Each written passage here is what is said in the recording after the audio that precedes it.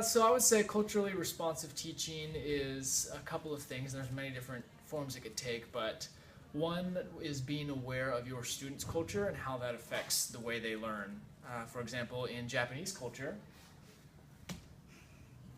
it's expected that you don't ever question the teacher, you don't ever challenge the teacher, and you accept everything they say, sort of carte blanche. But in the American school system, we teach our students to ask questions and to even question whether or not the teacher is correct, or question their authority in a respectful manner, but still sort of challenge the learning as part of the learning process.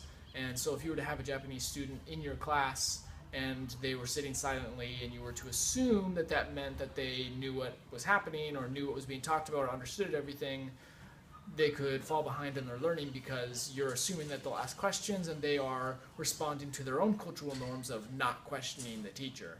So I think being aware of your students' backgrounds and how that might play out in the classroom is very, very important, so you don't assume anything. Also, using texts or other materials that reflect their cultural backgrounds will help them engage with the material and the learning more. And a lot of times students can appear to be falling behind in their learning when really they just don't understand the text or don't understand the stories that you're working with. And yeah, you don't want to make any assumptions about that. I think that's a huge part of all teaching, is learning not to make assumptions about what your students know.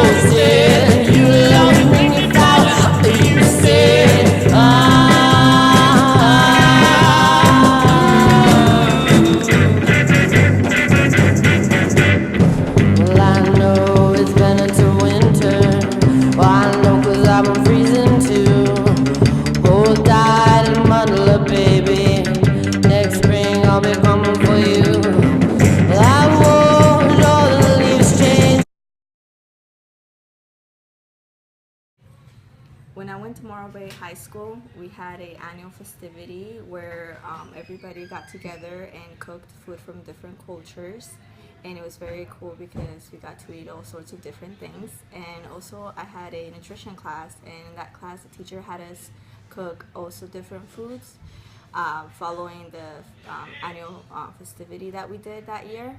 And we all got to cook things from different places, even though some of my classmates weren't from those places. They cooked stuff, and we got to experience different tastes and flavors, and it was very great.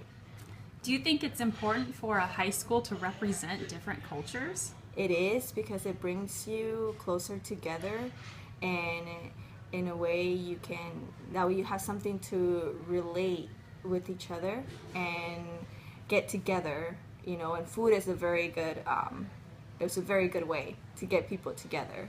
So I mean, we weren't really talking about what every culture does, but just showing what they cook and tasting their food. It was a great way of learning something. Awesome.